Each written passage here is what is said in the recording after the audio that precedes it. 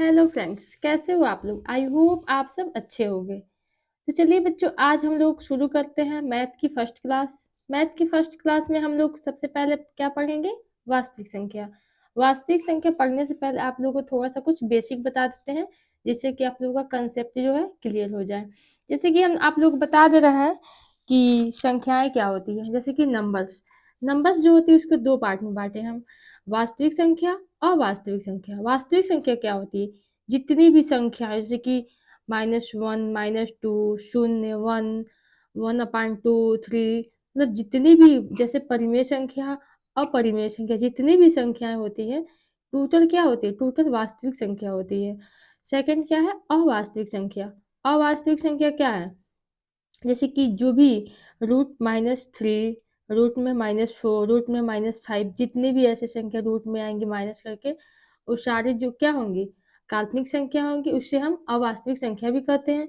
और बच्चों, इसको हम लोग को 10th में नहीं पढ़ना है, इसलिए आप लोग परेशान ना होइए, क्योंकि ये 11th 12th का सिलेबस है। बस थोड़ा सा बता दी है अवास्तविक क्या होती है। ओके, फिर हम लोग आगे चलते हैं। आगे हम लोग जो वास्तविक संख्या है इसको कितने भागों में बांटे हैं? इसको हम लोग बांटे हैं अ, इसको बांटे हम लोग दो पार्ट में। दो पार्ट में क्या क्या बांटे हैं? सबसे पहले तो हम लोग पढ़ेंगे परिमेय संख्या। परिमेय संख्या हम लोग पढ़ेंगे। परिमेय संख्या क्या होती है? ठीक है, देखिए, परिमेय संख्या जिन्हें हम p/q के रूप में लिख सकते हैं या भिन्न के रूप में भी लिख सकते हैं, उसी को भिन्न बोलिए या p/q बोलिए। मतलब जिसको हम लोग p/q के रूप में लिख सकते हैं उसे हम क्या कहते हैं? परिमेय संख्या। उसे हम परिमेय संख्या कहते हैं। जैसे कि 25 हो गया, 25 को हम लोग लिख सकते हैं। हाँ, तो हम लोग लिख सकते हैं। जैसे कि 25/1, तो क्या हो जाएगा मेरा? ये हो जाएगा हमारा परिमेय संख्या हो जाएगा। शून्य, शून्य क्या है? शून्य भी एक परिमेय संख्या, इसको 0/1 के फॉर्म में हम लोग लिख सकते हैं।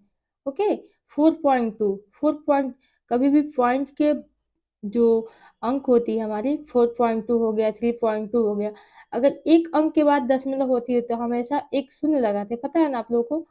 अगर दो अंक के बाद दशमलव होती है तो डबल शून्य लगता है। ऐसे ही क्या होता है? ऐसे ही हमारा दशमलव का जो परसेंटेज निकालना होता है तो उसमें हम लोग डिस्कस करते हैं। ओके, तो देखिए 4.2 है, इसका मतलब हुआ 4.2 इक्वल टू हुआ 42/10। ओके, अच्छा, √4 क्या है? √4 भी मेरा एक परिमेय संख्या है।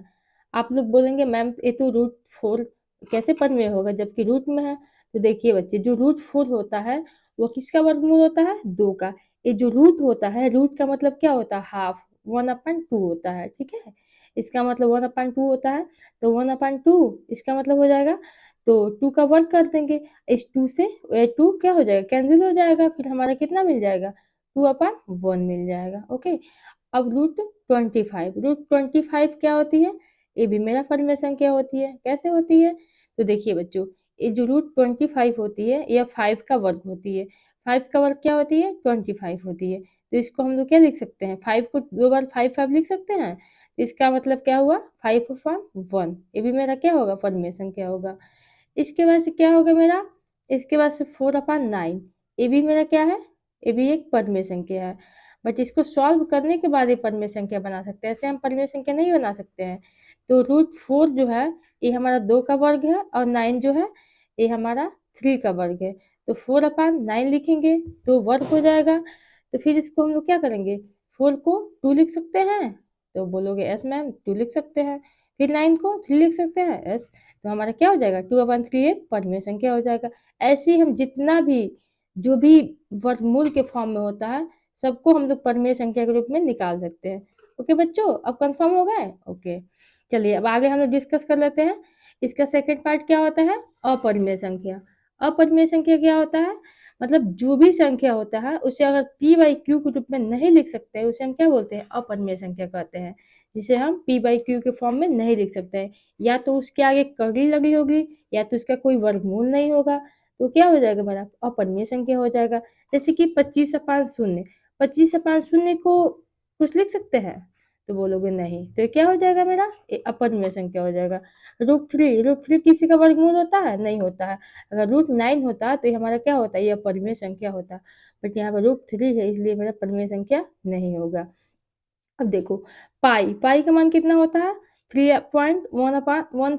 पाई का मान क्या होता है? पाई का मान होता है 3.14। तो इसको भी हम पी बाई क्यू के रूप में नहीं लिख सकते। ये भी क्या है मेरा? ये भी एक परिमेय संख्या है, ठीक है? और रूट फाइव किसी का वर्गमूल होता है? नहीं होता है।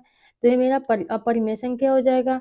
अगर यहीं पे 25 होता तो इसको तो हम वर्गमूल बना सकते थे ना 5 का।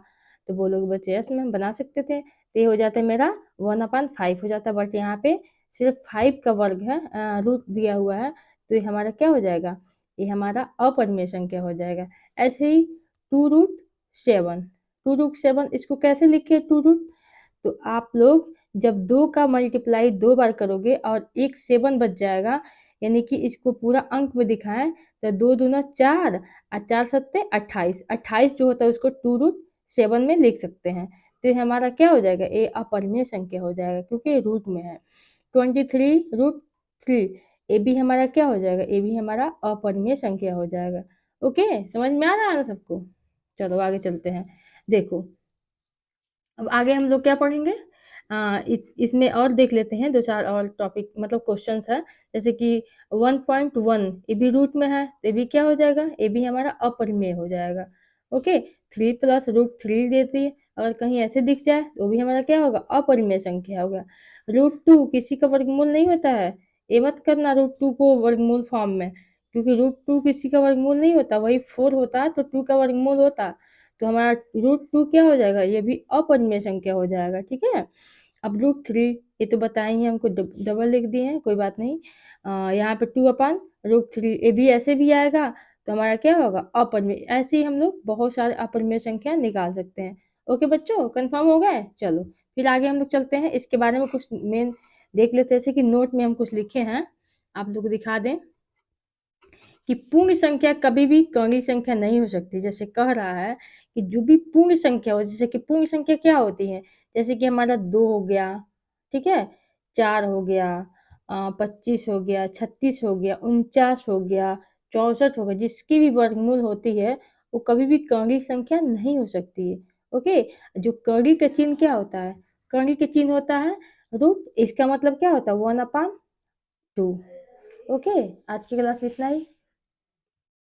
हाँ तो बच्चों, आप लोग क्लास कैसी लगे? अगर अच्छी लगी हो तो कमेंट में बताइएगा ज़रूर, एक बार थंबनेल दे दीजिएगा और मेरे चैनल को सब्सक्राइब कीजिए, लाइक कीजिए और अपने प्यारे प्यारे से हाथों से अपने दोस्तों के पास शेयर कर दीजिए। Thank you so much.